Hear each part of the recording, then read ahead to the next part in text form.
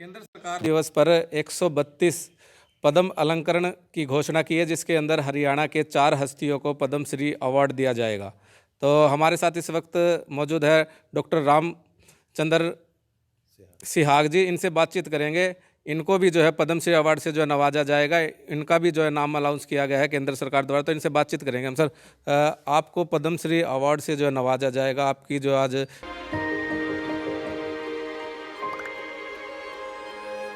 मिलके हम पंजाब को रंगला पंजाब बनाएंगे और बिजली के मामले में पंजाब को सरप्लस बनाएंगे।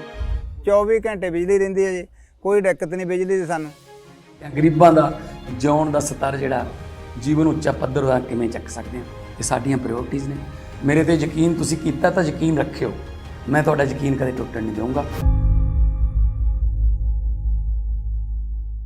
गणतंत्र दिवस पर केंद्र सरकार द्वारा जो घोषणा की है उसमें आपका नाम भी शामिल है, तो इसको लेकर आप क्या कहेंगे?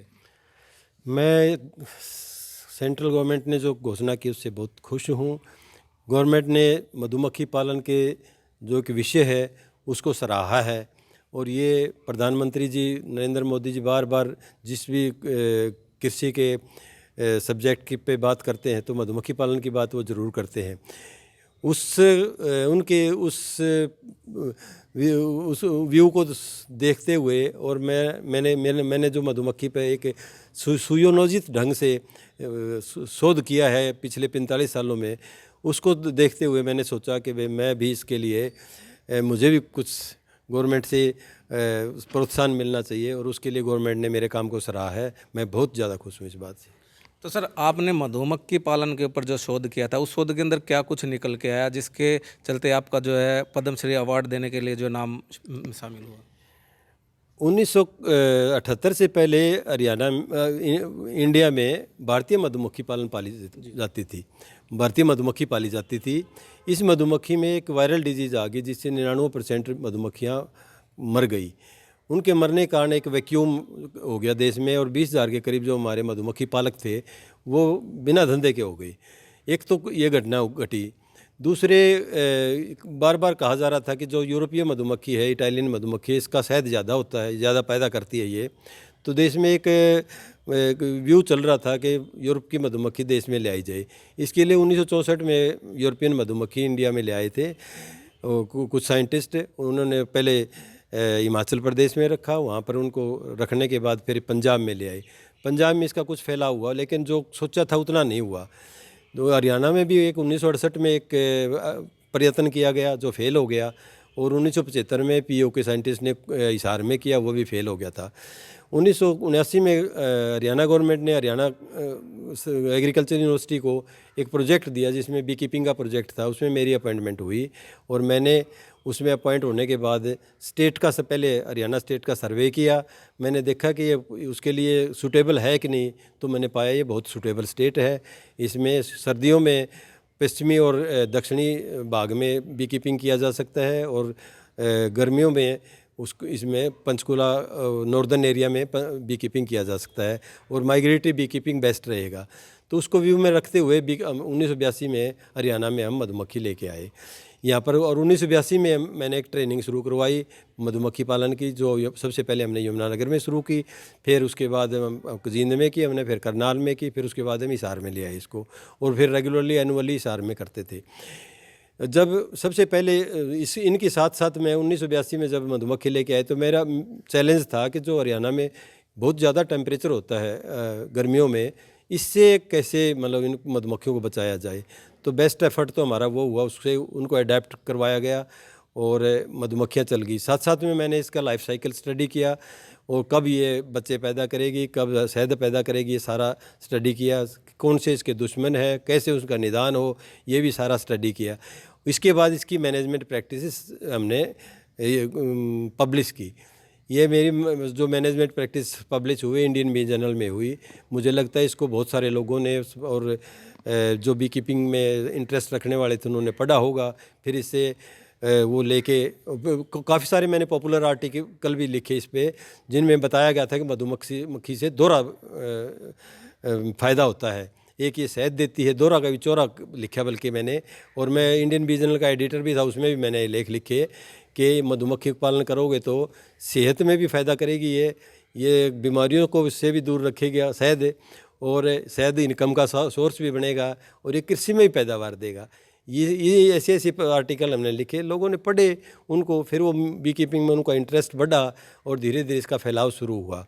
1990 में इसके पब्लिश होने के बाद लोगों का और रुचि बढ़ी। तो 2005 में जब हरियाणा के चीफ मिनिस्टर ने एक स्टेटमेंट दी कि हरियाणा में 8000 किलो शहद पैदा हो रहा है साल में, तो उसको देख के मुझे बहुत उत्साह हुआ, क्योंकि 1980 से पहले तो देश हरियाणा में एक बूंद भी पैदा नहीं होती थी और लोग मधुमक्खी पालन को जानते भी नहीं थे। तो इसको आगे लेने के बाद फिर ये एक एनकरेजमेंट का साधन बना। 2009 में मैंने फिर इसकी आर्टिफिशियल डाइट जो कहते हैं समर के लिए, वो भी हमने ईजाद की, वो भी पब्लिश की, और उसको लोगों ने सराहा भी, उसको अपनाया भी। और 2014 में जब नरेंद्र मोदी जी हमारे प्रधानमंत्री आए, इनका एक रुझान रहा कि जहाँ भी ये कृषि पे बात करते हैं मधुमक्खी पालन की बात ज़रूर करते हैं। तो उसको मैंने समझा कि भाई ये मेरे जो सब्जेक्ट है उसको तो प्रधानमंत्री इतना लाइक करते हैं, इसके मेरे लिए तो बड़ा अच्छा एक प्रोत्साहित मतलब विषय है ये।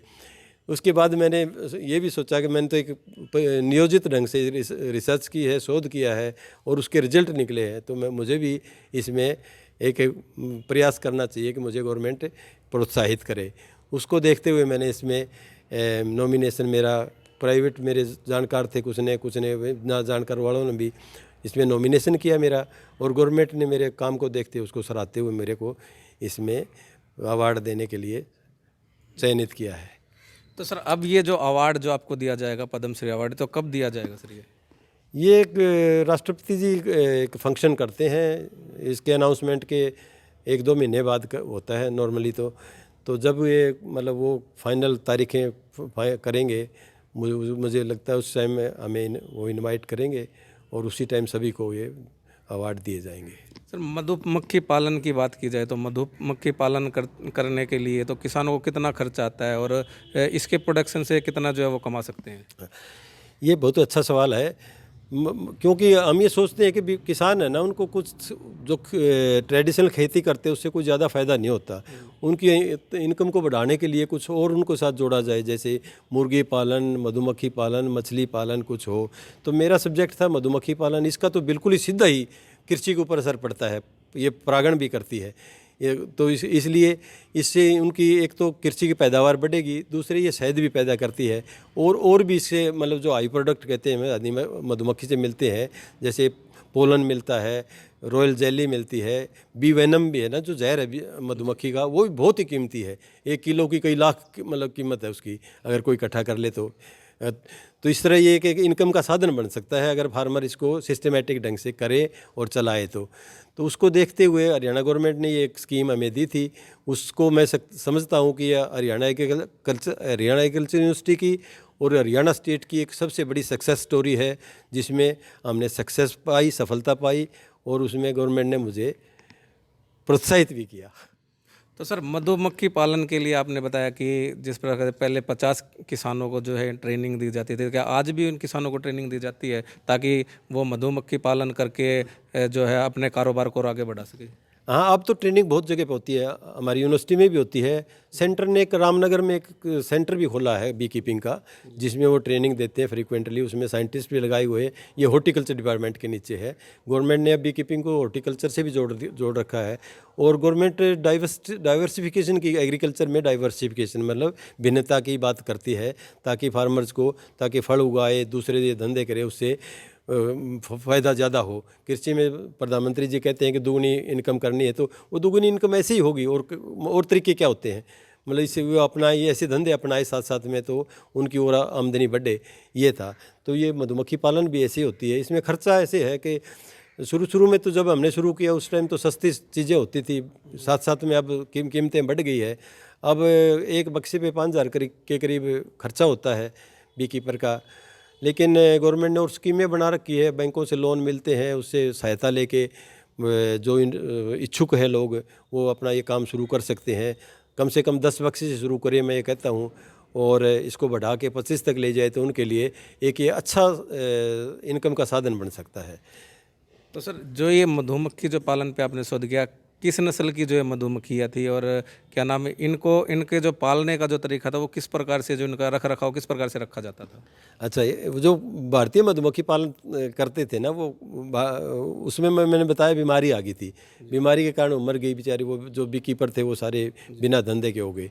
एक तो उसके कारण ये हमने यूरोपीय मधुमक्खी को फिर बढ़ावा दिया, और फिर हमारे पास ये एक स्टॉक हो गया, अडेप्टेड स्टॉक जो कहते हैं हमें, जो आगे जिसको बढ़ावा दिया जा सकता था।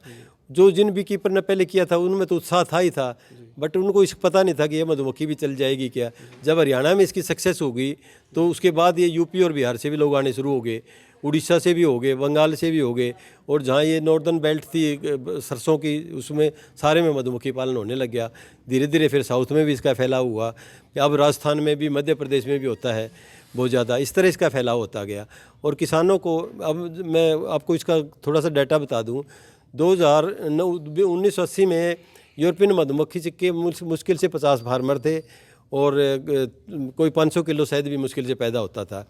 ये बढ़ के 2005 में जाके इसका प्रोडक्शन चला गया कहीं कोई 30,000 क्विंटल के पास। ये 2014 में 60,000 क्विंटल के पास पहुंच गया, मेट्रिक टन पहुंच गया, क्विंटल क्या। और अब लेटेस्ट गवर्नमेंट के आंकड़े कहते हैं कि ये 1 लाख मेट्रिक टन इंडिया अब शहद प्रोड्यूस करता है और एक्सपोर्ट करते हैं। इसमें लोग देखो कितने इन्वॉल्व हुए, बहुत ज़्यादा एक्सपोर्टर हैं, अब बहुत ज़्यादा बी कीपर है, 2 लाख के करीब बी कीपर हमारे जो पैदा करते हैं। हमारे पास तो गवर्नमेंट का डाटा कहता है कि 35 लाख के करीब कॉलोनी है, जो पहले मुश्किल से 500 कॉलोनी थी, 500,000 के बीच में कॉलोनी थी, वो अब 35 लाख हो गई है। इतना शहद प्रोड्यूस होता है। इसके कितने लोग इसके बक्से बनाने के धंधे में लगे हुए हैं, कितने हाइव टूल बनाने के धंधे में लगे हुए हैं, इतने धंधे शुरू हो गए। कुछ लोग दूसरे प्रोडक्ट भी लेने लगे, पोलन पैदा करने लगे, वो रॉयल जेली पैदा करने लगे। इसलिए धंधा बढ़ के अब तो बड़े ऊंचे सिरे पे है, और फार्मर इसमें बड़ा अच्छा इंटरेस्ट ले रहे हैं, और इसका बढ़ावा जैसा मैंने सोचा था उससे कहीं ज़्यादा हुआ है। ये थे हमारे साथ डॉक्टर रामचंद्र सिहाग जी। एक पद्मश्री अवार्ड मिलने पर काफ़ी खुश है, और इनका साफ तौर से यही कहना है कि किसान ज़्यादा से ज़्यादा मधुमक्खी पालन करे और अपना ज़्यादा से ज़्यादा मुनाफा कमा सके। पंजाब केसरी टीवी के लिए हिसार से विनोद सैनी। हमसे जुड़े रहने के लिए हमारे YouTube चैनल को सब्सक्राइब करें और नई वीडियो की नोटिफिकेशन के लिए बेल आइकॉन को दबाएं। अगर आप ये वीडियो Facebook पर देख रहे हैं तो लाइक जरूर करें और ज्यादा से ज्यादा शेयर करें। धन्यवाद।